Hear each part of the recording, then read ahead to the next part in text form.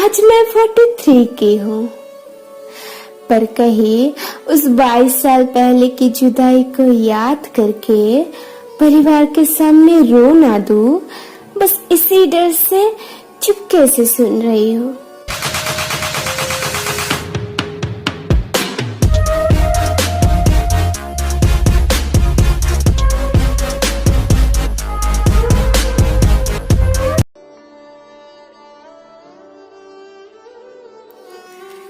आज फिर एक चिट्ठी तुम्हारे नाम की।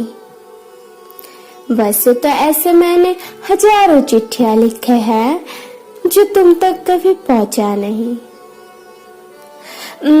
कुछ देर पहले की ही बात है, मैं गाना सुन रही थी। क्या था वो गाना? अरे हाँ, एक बंगाली गाना। কিচ্ছু চাইনি আমি আজীবন ভালোবাসা ছাড়া। सुर ताल वॉइस गलत हो ही सकता है, पर अनुभूति उस 18 की ही है। आज मैं 43 की हूँ, पर कहीं उस 22 साल पहले की जुदाई को याद करके परिवार के सामने रो ना दूं, बस इसी डर से चुपके से सुन रही हूँ। पता है, मेरे पास वो सब कुछ है जो एक लड़की को चाहिए। मेरे पास एक लविंग हस्बैंड है। शारीरिक आकर्षण के चलते मेरे पास 16 साल का एक बेटा है, 14 साल की एक बेटी भी है। मेरे पास माँ समान सासू माँ है, बाबा समान ससुर है, जिनके प्यार में गूंजता है मेरा मंदिर समान घर।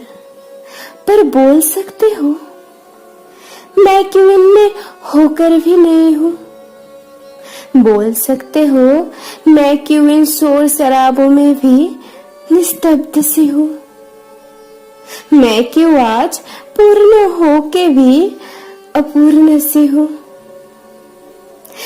तुम्हें चिट्ठी लिखते लिखते आज वक्त के बारिश ने फिर कुछ ऐसे लम्हे बरसाए कि उनमें भीगे तो जरा सा आंसू निकल आए। तब 18 की थी मैं, जब हम भी भीगे थे प्यार के बारिश में तुम्हारे। मुझे क्या पता था कि कॉलेज खत्म हो जाने से ही राहें भी अलग हो जाएंगे हमारे। मैं सोचती रही सब ठीक ही तो है, बस बातें नहीं होती। मैं सोचती रही याद तभी भी आता है, बस मुलाकातें नहीं होती।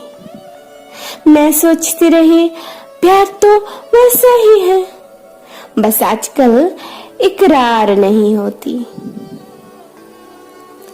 पता है, वो कॉलेज वाली आंखें आज भी नम होके मुझसे बस एक ही सवाल पूछा करती है कि तुम क्यों गए थे? अब उसे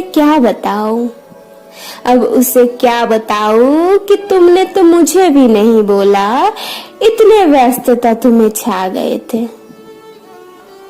खैर छोड़ो,